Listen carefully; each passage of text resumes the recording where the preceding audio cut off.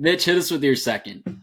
Yes. So first of all, this has nothing to do with the fact that I took them to, what was it, 8 straight playoffs on college football 25, won 4 national championships, returned to glory to Ladies, he's married. Greenville. Back off, okay? We're going with the East Carolina Pirates for my second sleeper and or spoiler. Very different, I think, than one of the big boys. I think, well, unless you're NC State, and then boy, they spoiled your bowl game, and I'm probably going to pick them to spoil your home opener this year as well. East Carolina hired Blake Harrell midway through the year last year. They were what 1-4, 3-4, 3-4 when Mike Houston was let go. The offense was awful, couldn't do anything. The defense was just that, and that was Houston's calling card. But the defense had kind of become listless. They fire Houston. They turn it over to the DC in Blake Harrell, and overnight it was like a different football team. They go 5-1 the rest of the way. The offense was just disgusting. They found ways to put up consistent points, and the defense ranked 13th nationally in red zone defense. They were giving up less than a point a trip into the red zone. They generated 14 interceptions, top 30 in FBS. They created 22 total turnovers, also top 30 in the FBS. They were averaging 7.2 tackles for loss per game, which was top 15 in the country. And they had one of the most efficient play calling defenses in the country. That was top 15 nationally. So the defense found an identity, which was sick. I think with that brand, that ECU brand, the swashbuckling aura, I think that ECU can have, having a shutdown defense is fundamental. And then the offense under John David Baker, who, by the way, stayed in Greenville. That was one of the biggest wins of the offseason for ECU. Over 435 yards per game. They were passing it at a 264-yard clip, which was huge, a big step forward. And the running game took off.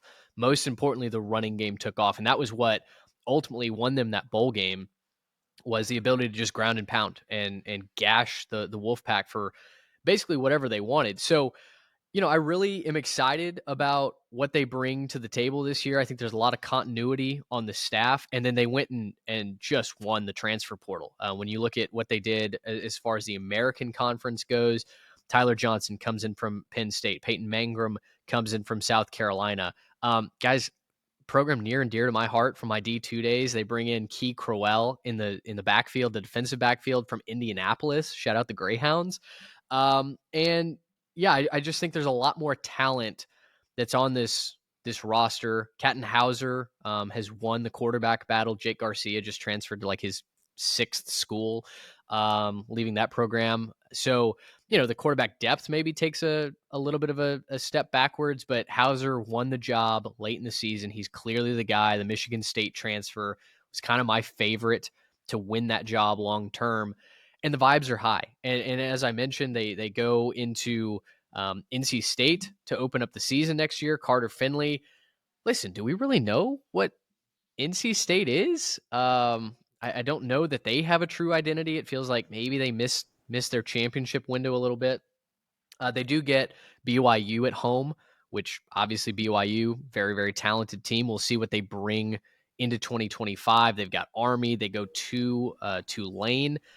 But, I think this is a team that can make a run. Now, you do have to get your wins early because, as I mentioned, at Tulane to start October, and then you've got Memphis coming to town. We'll see what the Tigers are without Seth Hennigan, obviously the quarterback position. And then at UTSA, the Alamo Dome is never a fun place to play in November. All that being said, though, this is a team that, was very happy to make it to a bowl game last year, to get to 8 wins on the season. I think 8-9 wins is right back there on the calendar for me. If the offense can stay moving the football and the defense stays as nails as it is, they bring in the defensive coordinator over from Liberty, allows Harold to kind of be the CEO, right? Run everything and not have to call defensive plays. So I'm excited. I'm bullish about what the folks in Greenville have going on. And I think ECU is going to be one of those teams in the American that you have to take seriously this year. See, this is one of those, like, crazy well researched takes where I'm just sitting there at the end of it like, damn, okay, like you got me, man. Let's go. Let's do it. I'm gonna buy all the stock. Put me in the purple. And give me the saber so I can start swashbuckling. Right, it's time. Absolutely. Get your saber. Let's come east with Also, me. can we? The only thing I really have to add is just I really want to key in on. Can we talk about BYU taking the road game to ECU? Like Sure. that's maybe my weirdest. Like, is that weirder than them playing? Well, did they play at Coastal? Was Yeah, it that was In something at the that in happened? the COVID year. Yeah, it was that's at like Yeah. Coastal, wasn't it? Yeah. that. I didn't dream that. Right, that actually happened because some of these weird like, hey, we're just gonna go play in the Carolinas just because we can. Like, what is BYU doing? Like, is this part of a greater outreach thing for them? Are their numbers down in the Carolinas? Like, what's I don't know what's happening, but BYU playing at ECU is one that I will make appointment viewing. Well, I'm wondering if they had some sort of agreement with the American because they played at SMU last Oh, year. you might be I'm right. assuming that was scheduled uh, when SMU was in the American. So maybe it's a conference affiliation I, thing. I Yeah. like but I like Garrett's point here. They might be after more than just a football game Well, here. and if you remember that, this is It's, memory lane real quick. If you remember that uh, Mormons versus Mullets game, I think that was was so the fun. unofficial moniker. It was scheduled in the middle of the week, if I recall. The Wednesday, wasn't it? Originally. It was a Saturday night game because I remember it was the night before I got married. Yeah, Right. that was But I elite. think they scheduled it like Tuesday or Wednesday. Yes, they scheduled it like the Tuesday or Wednesday of that week because both of Yeah. them were looking for opponents. Both of them were surprise undefeated teams at that point Hmm. in the year. That's all right. And they were like, well, heck, why not just Let's set play this another up? game. Yeah. And I remember there was like a tracker of the BYU equipment truck trying to get it already started. I can't remember who they were supposed to play. It got canceled because of COVID, but it Liberty, was right? going west. And then everyone was tracking it coming back east because it literally had to make like a coast to coast overnight drive to get to Conway in time. It But all feels like a fever dream at this point, it but like was that quite was one of literally. the craziest, like especially because of the context of like all of us being together and you were getting married the next day. Like that Yeah, was such a freaking fun game. it was. Just like It was sit an and watch. electric game. We That watched was it at the so much fun. Groomsman Airbnb. It was So great. awesome.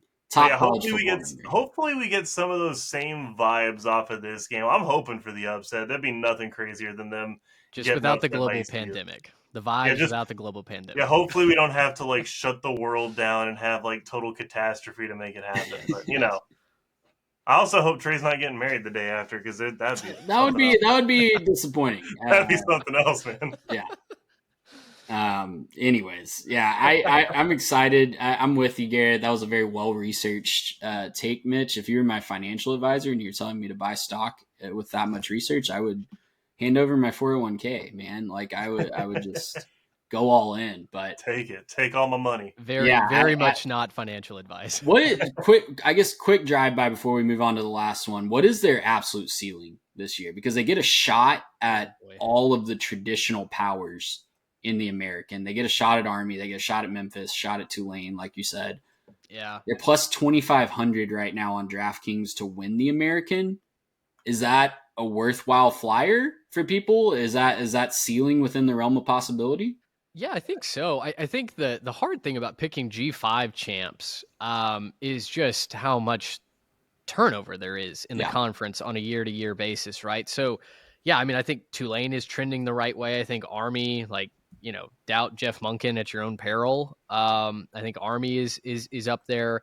Memphis has a lot of talent on the roster. They were one of the only G5 teams to get 4-star recruits this past recruiting cycle. So I think the Tigers are talented. I mean, I think Jeff Traylor, I still think I like what he's doing down at UTSA, even though that Big defense was, transition year last year. yeah, They lost a yeah, lot of talent before they that. did. That defense was supposed to be really good, and they just weren't. So I don't know. I think absolutely. If you're looking for a unofficial flyer to take in the American, sure, ride with the Pirates. The vibes are high, the talent's there.